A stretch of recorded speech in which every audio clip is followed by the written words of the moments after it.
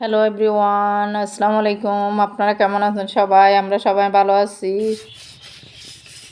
আপনারা কেমন আছেন সেটা আমাকে কমেন্টে জানাবেন।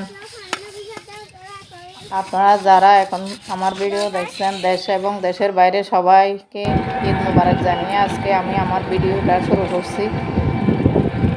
আমি এখন আমার শাশুড় বাড়ি থেকে চলে আসছিলাম আর কি।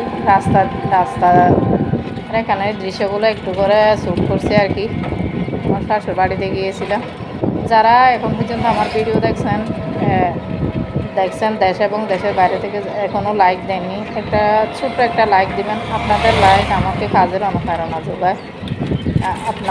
আপনাদের মতো আরও অনেক দর্শকের কাছে আমার ভিডিওটা চলে যাবে। এই যে এখন আমি আমার শ্বশুর বাড়ি থেকে আসার সময় এখানে এসে তো আমরা এসে দুপুরে পৌঁছাবো, তো তাড়াতাড়ি রান্না করতে পারবো না। সেজন্য আমার শাশুড়ি এখানে কী কী দিয়েছে সেটা একটু আপনাদের সাথে শ্যুট করলাম। এই যে মুরগির মাংস রান্না করে দিয়েছে। এই যে কালারটা অনেক সুন্দর হয়েছে না, আমার শাশুড়ি রান্না করেছে। এরপর নারকেল, এই যে আমার শ্বশুর বাড়িতে নারকেল আছে, তো আমি একদম কুড়িয়ে ফ্রিজে রাখার জন্য নিয়ে আসছি। এই যে এখানে 3টা নারকেল আর কি, 3টা নারকেল কুড়ানো।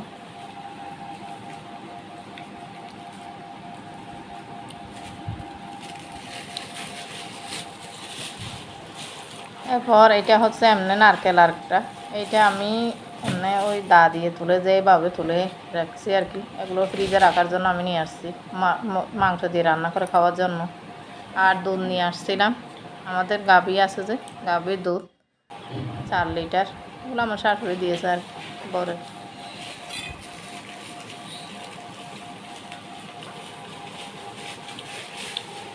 গ্রামের বাড়ির মজা আর কি। আমার শাশুড়ি যেগুলো দিছে এগুলো আনছি, আর কতগুলো মাছ আনছি। বলছে যে হঠাৎ করে বাজার করতে পারবে না রান্না করার জন্য। এখন আমি আপনাদের সামনে ওই যে আমাদের এলাকায় চট্টগ্রামে যারা আমার ভিডিও দেখেন তারাও বুঝতে পারবেন, সনফুল বলে যে, সনফুলের একটা ভর্তা শেয়ার করব। আমি সনফুলগুলা একদম মানে এগুলো সিদ্ধ করে একদম সেপে পানি জড়িয়ে আমি ফ্রিজে রেখে দিয়েছিলাম। এখন এসে শুধু মাংস দিয়ে ভাত খেতে ইচ্ছে করতেছিল না, তাই আমি ভর্তাটা ফ্রিজ থেকে বের করে এই যেগুলো প্রয়োজন করে রাখছিলাম আর কি, সনফুলের সিদ্ধ করা, সেগুলো এখন ভর্তা করবো। আপনাদের সাথে রেসিপি একটু শেয়ার করলাম। এখানে আমি পেঁয়াজ আর মরিচ কুচি দিয়ে দিয়েছি, ভালো করে ভেজে নেব।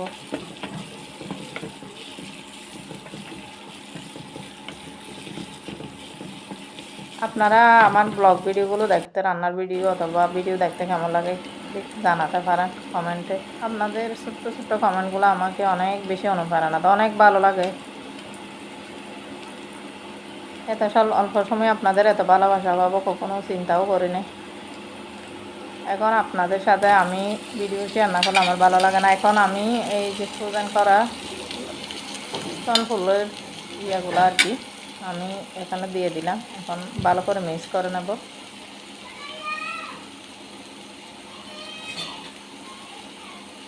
এগুলো উল্টা পাল্টে ভালো করে মিক্স করে নেব।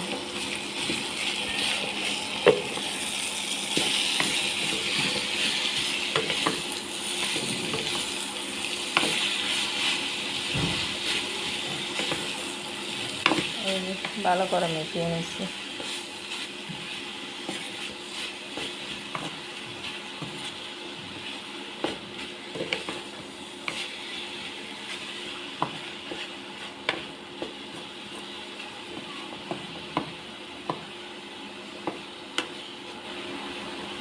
আজকে আপনাদের সাথে আর একটা রেসিপি শেয়ার করব। এখন আমি ভালো করে এগুলো মিক্স করে নিয়েছি।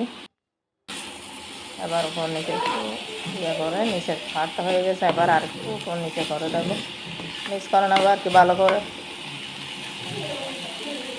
আমি লবণ হয়েছে কিনা একটু চেক করে দেখছিলাম, আমি একটু করে লবণ দিয়ে দিচ্ছি এখানে।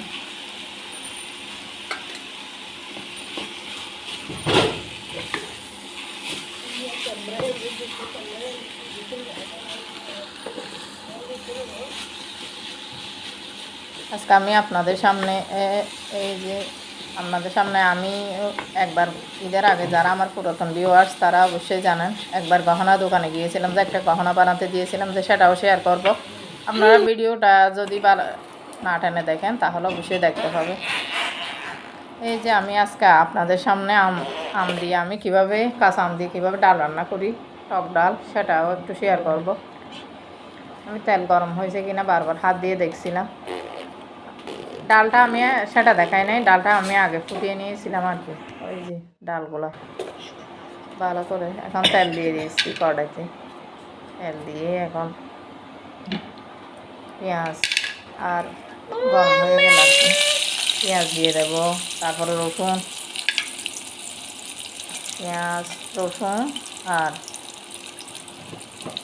কতগুলো ধনিয়া, না সরি, জিরা, গোটা জিরা ফোড়ন দেবো।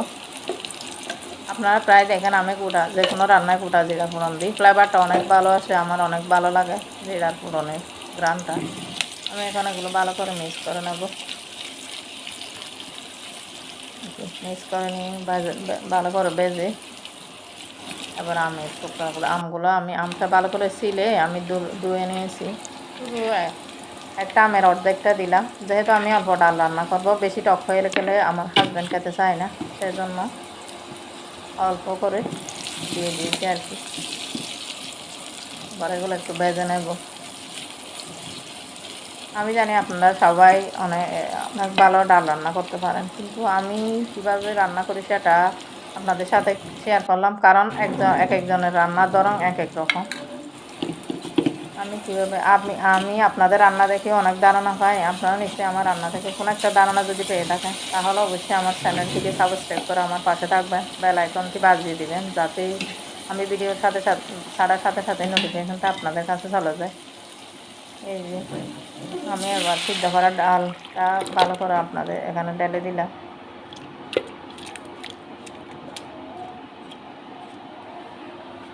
ঢেলে আবার মিক্স করে নেব ডাল, মেরে দেবে।